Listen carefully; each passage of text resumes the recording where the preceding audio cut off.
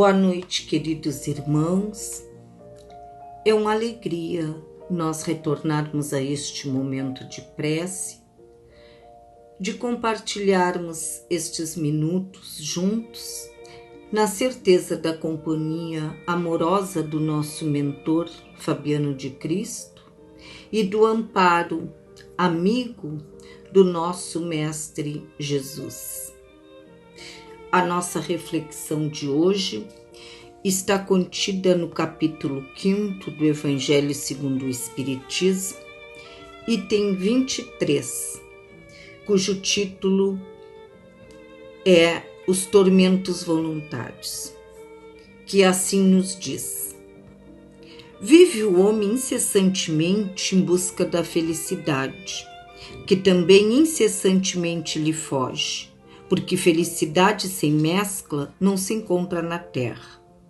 Entretanto, malgrado as vicissitudes que formam o cortejo inevitável da vida terrena, poderia ele, pelo menos, gozar de relativa felicidade, se não a procurasse nas coisas perecíveis e sujeitas às mesmas vicissitudes. Isto é, nos gozos materiais, em vez de a procurar nos gozos da alma, que são o prelibar dos gozos celestes imperecíveis. Em vez de procurar a paz no coração, única felicidade real neste mundo, ele se mostra ávido de tudo o que o agitará e turbará. E coisa singular, o homem, como que de intento, cria para si tormentos que está nas suas mãos evitar. E no final deste item, o Espírito Fénelon nos diz que de tormentos, ao contrário, se poupa aquele que sabe contentar-se com o que tem, que nota sem inveja o que não possui, que não procura parecer mais do que é. Esse é sempre rico, porquanto se olha para baixo de si e não para cima. Vê sempre criaturas que têm menos do que ele. E calmo, porque não cria para si necessidades quiméricas. E não será uma felicidade a calma em meio das tempestades da vida? Então, meus irmãos, temos um trecho tão pequeno, com conteúdo tão vasto a ser explorado. Uma das coisas que nos chama a atenção logo de início é o próprio título, onde o Espírito nomeou de tormentos voluntários, sabiamente inclusive, porque o que seria ser voluntário? Voluntário é algo que a pessoa procura por si só. Quando a gente olha tormentos voluntários, a gente consegue ver que são tormentos que nós mesmos procuramos. O curioso é que estes tormentos estão ligados diretamente aos bens materiais ou aos prazeres carnais. Por exemplo, nós vemos em várias bibliografias da codificação e nas obras de André Luiz de Emmanuel, pelo nosso querido Chico Xavier, vários relatos onde os espíritos pedem determinados desafios para que eles possam evoluir. Curiosamente, quando estão aqui na Terra, eles esquecem disso, porque o nosso objetivo aqui é a procura incansável da felicidade. E por que vamos perder tempo com dívidas de outras vidas, sendo que podemos ser felizes com outras coisas? Então, o que era para ser um aprendizado acaba se tornando uma dívida ainda maior. E por que tem que ser assim? Porque a gente tem uma falsa ilusão de que a felicidade está em possuir bens, que a felicidade é ser melhor que os outros. E isso é resumido nestes dois sentimentos que esse espírito destaca no início do texto, que são a inveja e o ciúme. O que seria a inveja senão aquela vontade de ter o que o outro tem? E o que seria o ciúme senão o apego aos bens materiais? E neste contexto, a gente fica meio que sufocado. Como o próprio texto diz, que as pessoas que sentem inveja, que sentem ciúme, estão em estado febril, porque elas não vivem a sua própria vida.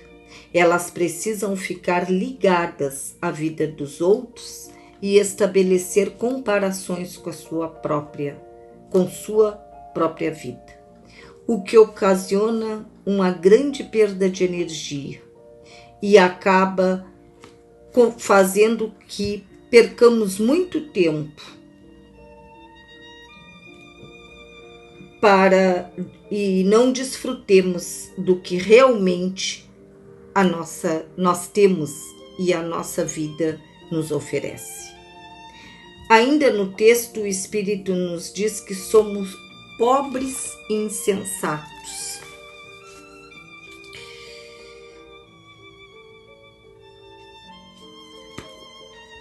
Então, sabemos que nos incluímos aqui porque ainda sentimos e esquecemos que a nossa vida real não é essa.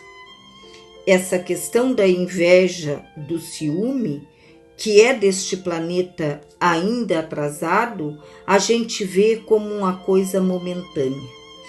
Esquecemos, meus irmãos, de parar para pensarmos que são reencarnações que a gente passa aqui, muito rápidas, e perdemos tempo debatendo as mesmas coisas, ao invés de nos preocuparmos em mudarmos as nossas atitudes, mudarmos a nossa visão, principalmente quanto a nós mesmos, e darmos os primeiros passos, nos desfazendo de máscaras que usamos até para nos protegermos e que ocultam nossas pendências.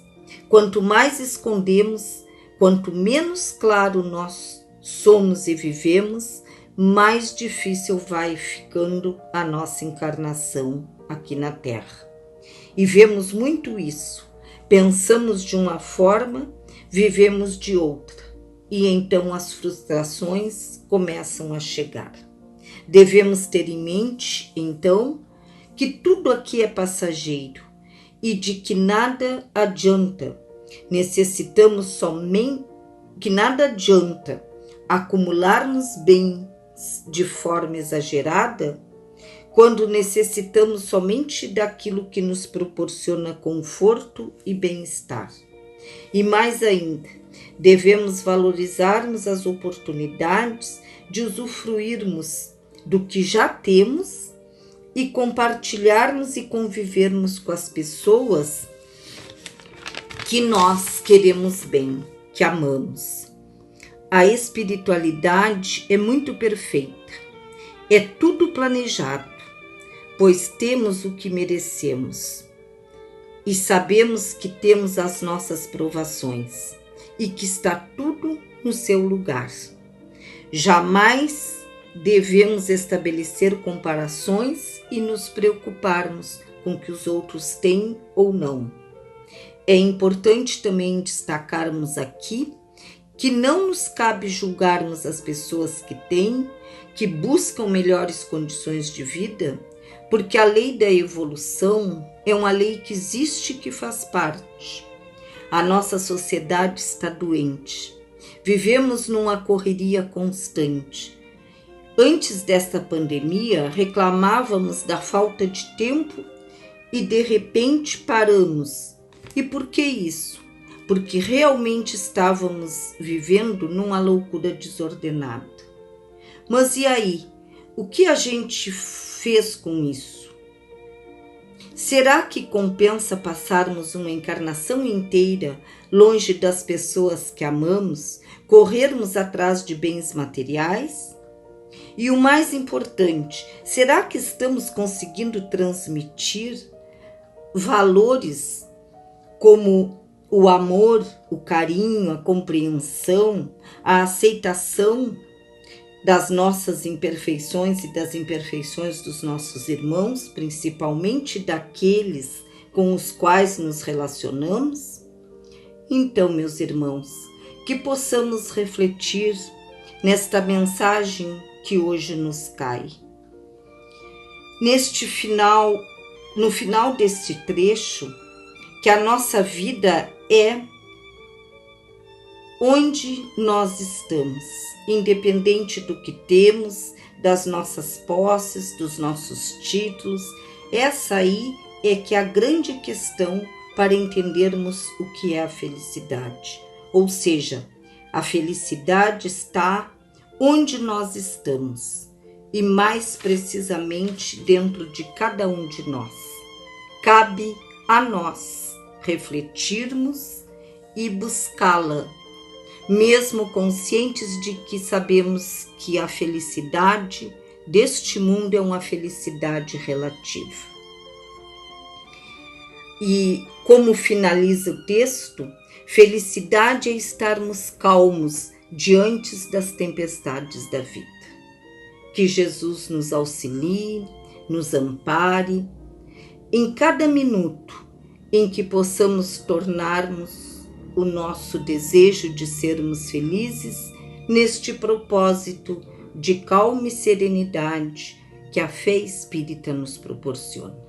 Que assim seja.